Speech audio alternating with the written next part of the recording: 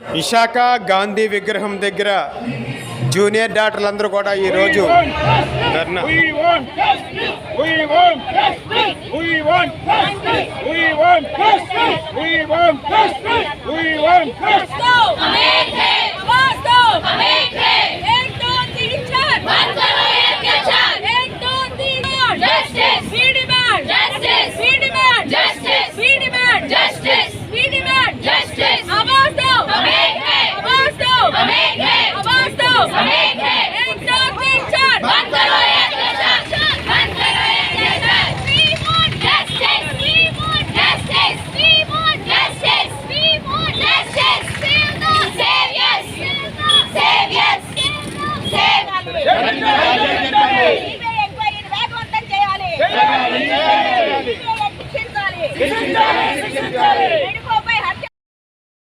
జరిగిన చర్యలో ముద్దాయిలందరినీ పట్టుకొని శిక్షించండి అని అడుగుతున్నారు. అది తప్పు కాదు కదా.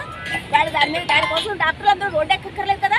రోడ్ల మీద వాళ్ళు ప్రొటెస్ట్లు తెలియజేస్తుంటే ప్రభుత్వం ఏం చేస్తుంది? అలాగే వాళ్ళు ఇంకొకటి అడుగుతున్నారు. ఇవాళ సాఫ్ట్వేర్ ఇంజనీర్ అమ్మాయిలు నైట్ బయట ప్రయాణించాల్సి వస్తుంది. అలాగే అనేక షాపింగ్ మాల్స్లో పనిచేసే అమ్మాయిలు రాత్రి 11 తర్వాత రోడ్ల మీద ప్రయాణించాల్సి వస్తుంది. నిన్న ఉత్తరాఖండ్లో నర్సు ఒక ఆమె రోడ్డు మీద తను డ్యూటీ మిగించుకొని వెళ్తుంటే ఆమె మీద రేపు జరిగింది. ఆమె కూడా చంపేస్తారు. ఇంత దేశం అట్టుడికిపోతుంటే ఈ విషయం మీద అనేక రేపులు జరుగుతూనే ఉన్నాయి. అంటే మన దేశంలో అత్యాచార సంస్కృతి చాలా ప్రబలంగా ఉంది. ముఖ్యంగా ఇది సామూహిక అత్యాచారం అనే విషయం ఇప్పటివరకు అక్కడ స్టేట్ గవర్నమెంట్ ప్రకటించలేదు. ఎందుకంటే మనం దీని మీద ఎందుకు స్ట్రెస్ చేస్తున్నాం అంటే ఆ అమ్మాయి ఒంటి మీద ఉన్న గాయాలు చాలా తీవ్రమైనవి, చాలా లోతైనవి. ఆమె ప్రతిఘటించినప్పుడు కూడా జరిగిన గాయాలు కూడా తీవ్రమైనవి. ఈ గాయాలన్నింటినీ డాక్టర్స్ సైంటిఫిక్గా వాళ్ళు సర్టిఫై చేశారు. అది కాక ఆమె వెజైనాలో 151 mg సెమెన్ ఉంది. ఒక ఆరోగ్యవంతుడైనటువంటి పురుషుడు ఒకసారి సెక్స్ చేస్తే 5 to 15 mg కన్నా తక్కువే సెమెన్ రిలీజ్ అవుతుంది.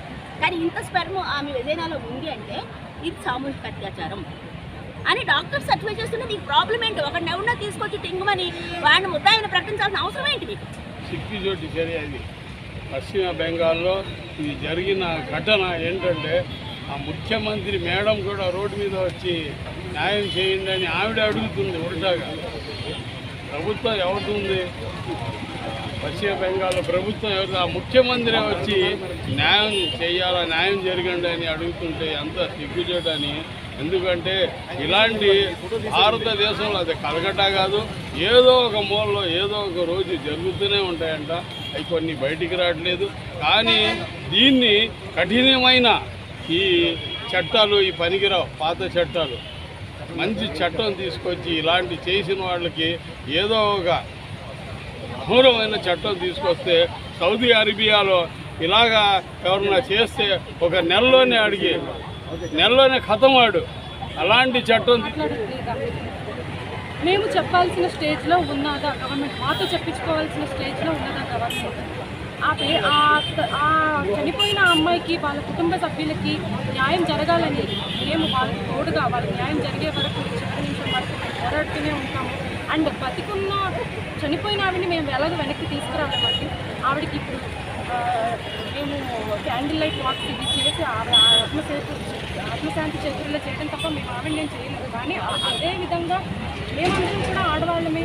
మాకు మా చెల్లెళ్ళకి, మా అక్కలకి ఇంకా ఏ విధమైన ఇలాంటి సంఘటన జరగకుండా ఉండటం కోసం మేము ఫస్ట్ డాక్టర్స్ విధంగా చూసి సెంట్రల్ ప్రొటెక్షన్ యాక్ట్ అనేది తీసుకురావాలండి. మేము వర్క్ చేసే సిచ్యువేషన్స్లో ఆ స్ట్రెస్ఫుల్ కండిషన్స్లో మాకు రెస్ట్ రూమ్ లేదు, వాష్రూమ్ లేదు, వాటర్ ఉండదు, ఫుడ్ ఉండదు, నిద్ర ఉండదు, ఒక నిద్రపోవడానికి ఒక బెడ్ ఉండదు. అలాంటి టైంలోనే మేము ఎక్కడికైనా పక్కన ఆ అమ్మాయి ఏమి అవుట్ ఆఫ్ క్యాంపస్ వెళ్ళిపోలేదు కదా. అమ్మాయి ఏమి క్యాంపస్ దాటి వెళ్ళిపోలేదు. ఆ క్యాంపస్లోనే ఒక సెమినార్ హాల్లో పడుకుంది. అక్కడే అఘాయిత్యం జరిగింది. మేము కూడా రేపు పొద్దున్న పక్కనే రూమ్లో పడుకోవడానికి వెళ్తాం. మా మీద జరిగే వరకు కూడా గవర్నమెంట్ చూస్తూ ఉంటుందా, లేదంటే ఇప్పుడు ఏమైనా చర్య తీసుకుంటుందా అని మేము అడుగుతున్నాం. ఇంకా ఎంతమంది ప్రాణాలు పోయిన తర్వాత ముందుకు వస్తుంది గవర్నమెంట్? ఒకటి సరిపోదా, రెండు సరిపోదా?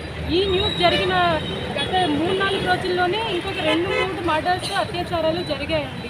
ఇంకా ఎన్ని జరగాలి? ఎంతమంది ప్రాణాలు పోవాలి? ఎక్కడుంది భారతదేశం? రాజకీయాలు ఎక్కడున్నాయి? ఓట్లు వేసినప్పుడు మాత్రం అడుగుతారు, ఇప్పుడు ఎందుకండి రావట్లేదు? ఓకే, ఫీమేల్ డాక్టర్స్కి ఇలా కష్టం ఉంది, అత్యాచారాలు జరుగుతున్నాయి, కరెక్టే.